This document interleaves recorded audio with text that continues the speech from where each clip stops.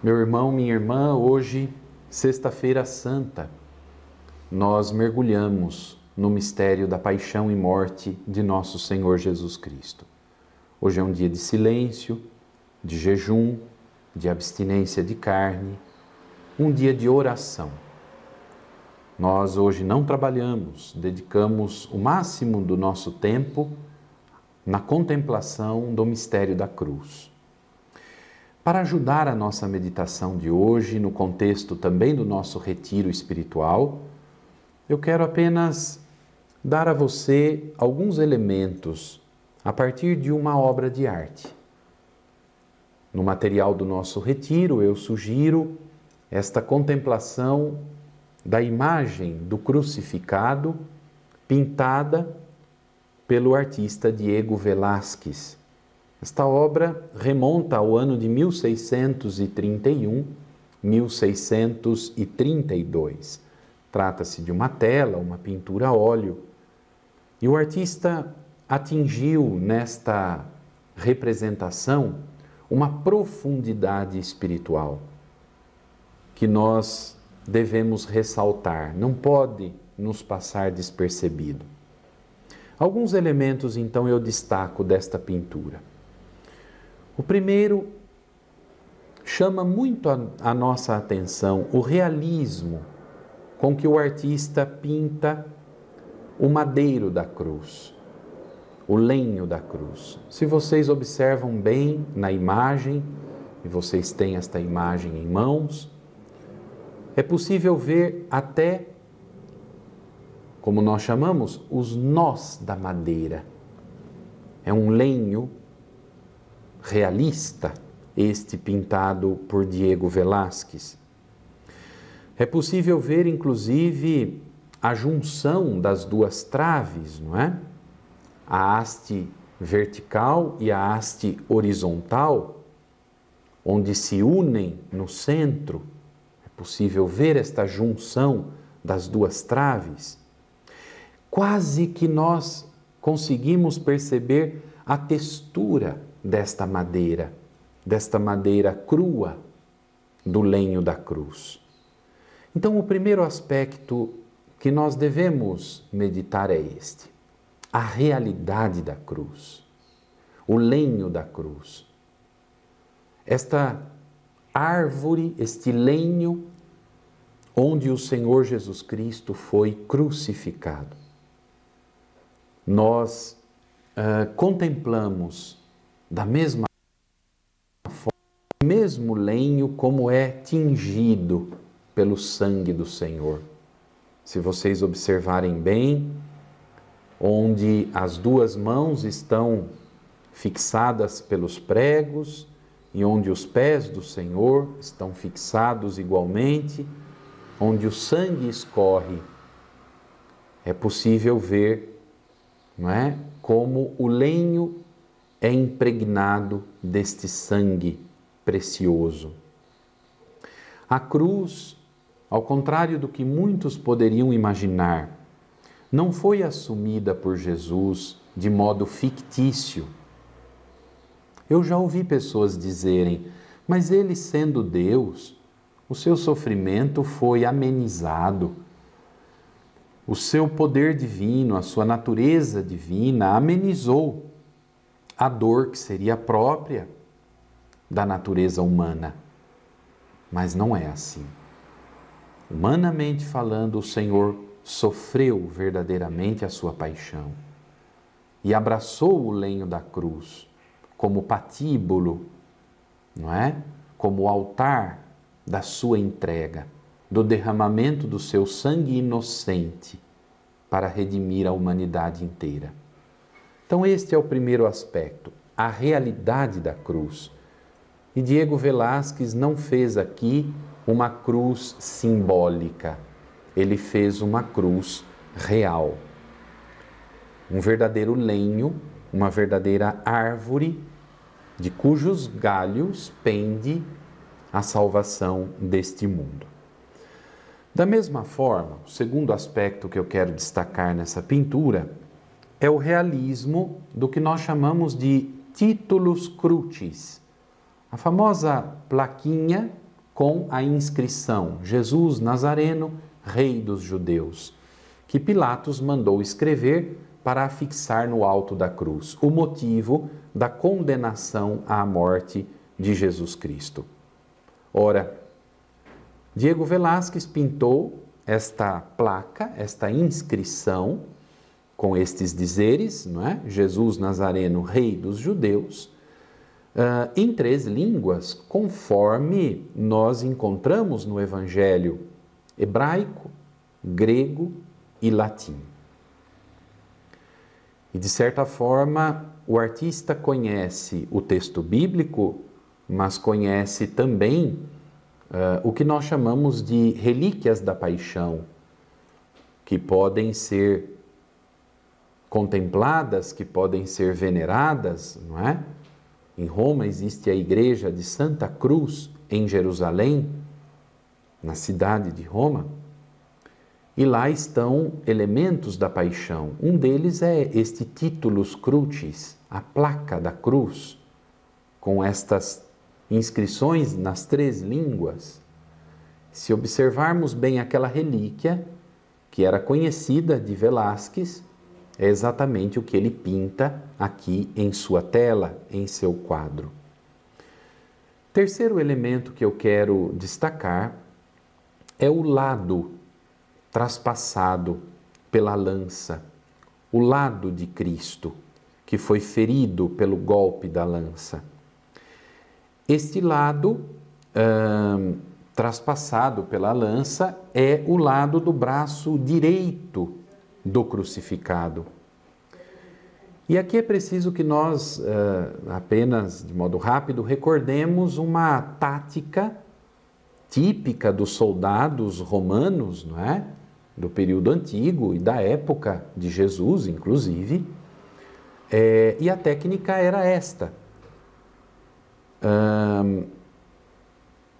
Como o braço esquerdo, não é?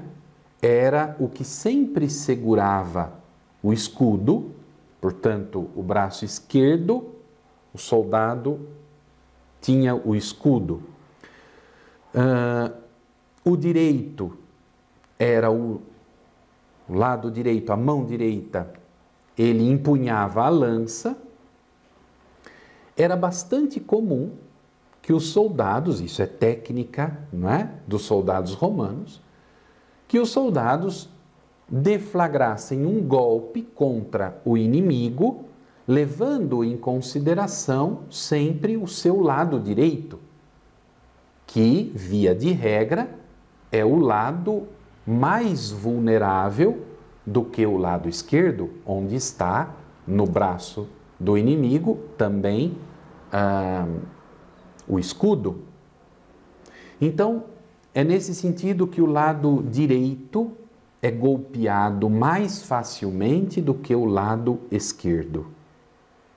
Mas recebendo o inimigo um golpe no peito do lado direito, este golpe deve atravessar-lhe o tórax para chegar ao coração, sempre localizado do lado esquerdo do nosso corpo. Pois bem, é desse modo que nós então entendemos, não é? O lado direito aberto pela lança para atingir o coração do lado esquerdo. Esta técnica, como eu disse, própria dos soldados romanos, de certa maneira passa para a tradição iconográfica da representação de Cristo crucificado. Mas mais do que o realismo da técnica, de agressão, não é, típica do exército romano, é preciso que nós contemplemos muito mais o sentido teológico do que Diego Velázquez ali pinta em sua tela. Vejam que o lado ferido de Jesus crucificado é o mesmo lado para o qual pende a cabeça do Senhor. Quase que a cabeça vai ao encontro da ferida do seu peito. E aqui é preciso, então, observar esta sutileza, mas que não é não é? Casual. Esta sutileza segundo a qual nós encontramos lá no texto bíblico de João, capítulo 19, 34, não é? Que ao receber o golpe, do lado de Cristo jorrou o sangue e a água. E tudo isso está ali na pintura de modo muito sutil, se vocês observarem, não é? Um pequeno traçado vermelho, um pequeno traçado branco, o sangue e a água que jorram do lado aberto de Cristo, e a sua cabeça pendendo para este mesmo lado. Vejam, o sangue escorre em 2 sutis fios e ao centro a água. Na exegese dos padres da Igreja dos primeiros séculos, o sangue e a água representam os sacramentos da Igreja, o batismo e a Eucaristia.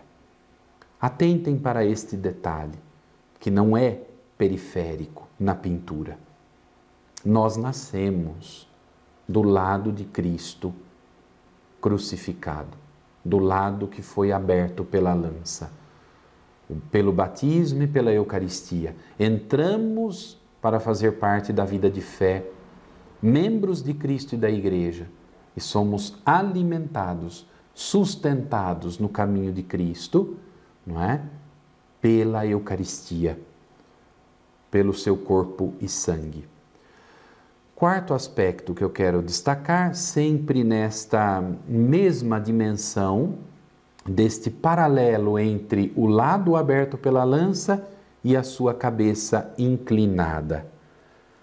Vejam que o evangelista São João, no relato da paixão, ele diz que Jesus, do alto da cruz, inclinando a cabeça, entregou o Espírito. Os outros evangelistas, Mateus, Marcos, Lucas, dizem no momento da agonia e da morte que Jesus, dando um grande grito, expirou. João não. João diz que ele, inclinando a cabeça, entregou o Espírito. Ora, esta cabeça inclinada para o lado direito, em direta sintonia com o lado aberto pela lança, nos faz estabelecer um paralelismo entre o sono de Adão, Cristo é o novo Adão, lembrem-se do relato do Gênesis, veio um grande torpor sobre Adão e do lado de Adão adormecido, Deus, Criador, tirou Eva. Ora, Cristo, novo Adão, adormecido no alto da cruz, inclina sua cabeça justamente para o lado ferido, de onde, de sua costela, nós fomos tirados, a Igreja. A Igreja nasceu do lado de Adão adormecido, Cristo, novo Adão, adormecido no alto da cruz. Isto é muito profundo e muito bonito e pode ajudar a nossa contemplação e a nossa oração. Nos séculos XVI e XVII, o tema da obediência nas pregações, sobretudo durante a Quaresma e nos dias da Semana Santa, era um tema muito desenvolvido. A obediência, não é? Esta cabeça de Cristo que reclina-se do lado de onde ele recebeu o golpe da lança, expressa sua definitiva obediência ao Pai. E a sua obediência ao Pai, inclinando a cabeça, entregou o Espírito, permitiu que nós nascêssemos, que nós fôssemos regenerados pelo seu amor. Muito bonito isto. Não nos esqueçamos que mais do que nunca o tema da obediência é fundamental para a nossa espiritualidade. Vivemos tempos de muita autossuficiência, de uma confiança, quase de um absolutismo do humano. É preciso redescobrir, pela obediência de Cristo, o quanto nós, que viemos do seu lado aberto, que viemos do seu sangue que jorrou, o quanto nós também precisamos aprender esta obediência ao Pai. Depois, um quinto elemento que eu gostaria de destacar, não é? Nós temos na pintura de Diego Velázquez um modo de representar o Cristo crucificado que supõe a existência, o utilizo de 4 pregos e não 3, como muitas vezes nós vemos em certas iconografias. Ao que tudo indica, inclusive com base, não é, em elementos históricos, Cristo foi crucificado não com um pé em cima do outro, mas com um pé ao lado do outro, não é? Exatamente como o artista colocou em sua pintura. Havia no século XVII esta grande preocupação do realismo histórico refletido na pintura. Os artistas queriam representar, não é, os temas que eles pintavam do modo mais realista possível. E é fato que Diego Velázquez, então, buscou ler elementos da tradição católica para expressar o seu crucificado. Então, se nós lermos, não é, alguns manuais de pintura do século XVII, como, por exemplo, o Manual de Pintura de Francisco Pacheco, nós vamos encontrar ali esta busca, esta preocupação histórica com relação ao modo como Cristo teria sido crucificado. Mas também as revelações de Santa Brígida, não é, no período medieval, e a própria realidade, não é, mística, portanto, do que ela escreve, em todos essas fontes que o artista procura, nós vamos encontrar estas afirmações de que teriam sido 4 os pregos e não 3. Também um texto de São Roberto Bellarmino, De Septem Verbis a Christo in Cruce pro Latis Libro Duo. É uma obra que ele escreve, e nesta obra, especificamente, ele diz assim: a respeito do formato da cruz, o consenso comum dos antigos é que ela foi feita por 3 lenhos. Um longo, no qual se estendeu o corpo crucificado, a haste horizontal. A haste vertical. Outro, transversal, no qual foram pregadas as mãos, a haste horizontal. E o terceiro, fixo na parte inferior, onde repousavam os pés, mas pregados. Os padres antigos, especialmente São Justino e Santo Irineu, levam a entender que tanto um pé quanto o outro estavam sobre o escabelo, sobre este suporte, e não um pé sobre o outro. Portanto, os pregos de Cristo foram 4 e não 3, segundo estas fontes. De qualquer forma, o que eu quero destacar é que o artista, no contexto do século XVII, busca expressar em sua pintura o realismo histórico, não é? O máximo possível a verdade histórica do modo como Cristo teria sido supliciado na cruz. Sexto elemento que eu quero destacar, e último elemento, é que Velázquez coloca algo inédito na pintura do seu crucifixo. Ele faz com que os cabelos de Jesus cubram metade de sua face, uma espécie de veladura. Ele vela o rosto de Cristo nos próprios cabelos do Cristo. Os cabelos que caem diante da face de Cristo morto, fazendo-lhe uma parcial sombra.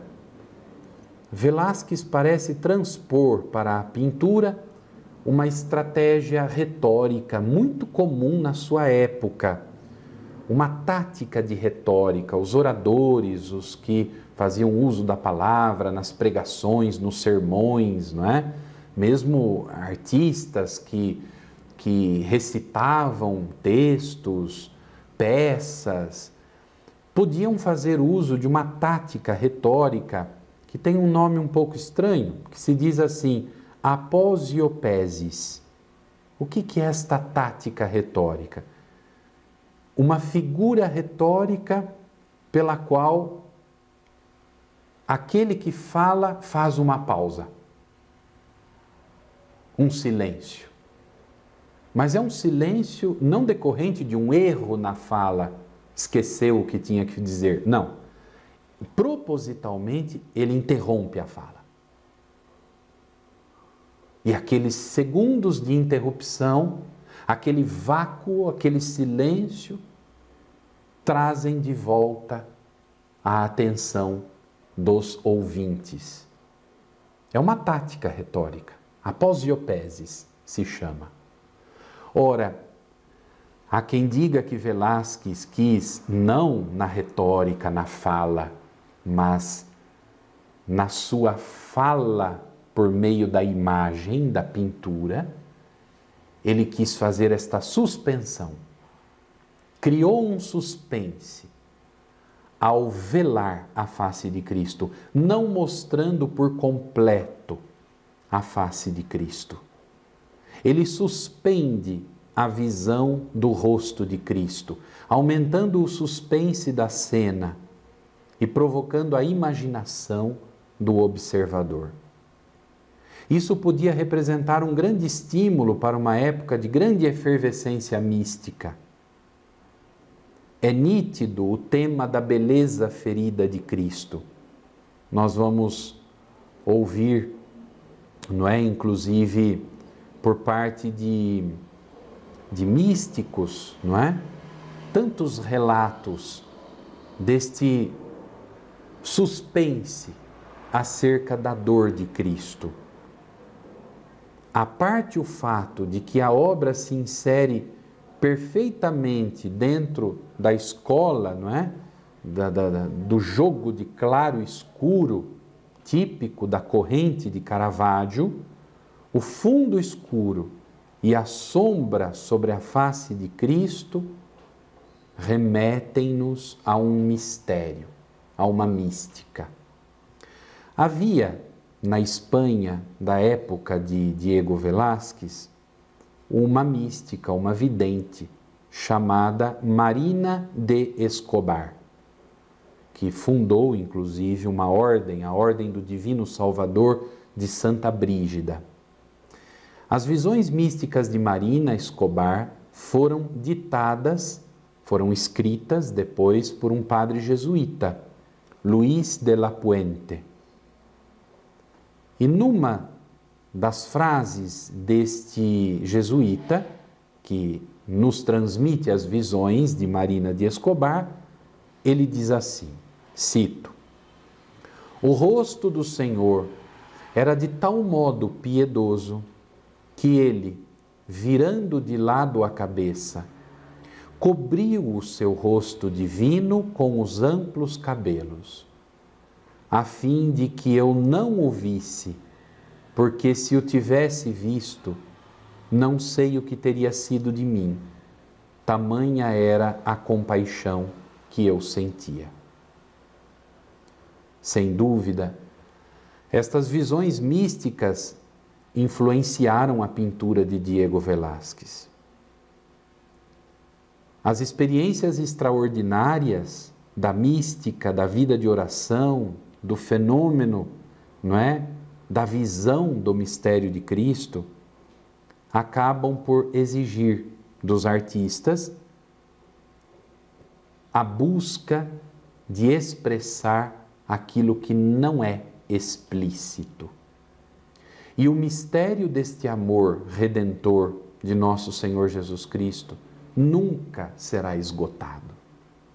Permanecerá sempre um mistério, permanecerá sempre em suspenso. Então, olhando para este crucifixo belíssimo de Diego Velázquez, possamos entrar no mistério de luz e trevas. Possamos entrar no mistério da serenidade de Cristo que se deu por nós. Possamos entrar no realismo da sua dor, dor de amor, e possamos nos sentir verdadeiramente amparados pelos braços de nosso Senhor que, abertos na cruz, nos abraçam a todos e nos permitem renascer do seu lado aberto pela lança. Desejo que esta imagem possa nos ajudar um pouquinho na nossa meditação, na nossa contemplação da cruz, do mistério da cruz, nesta Sexta-feira Santa.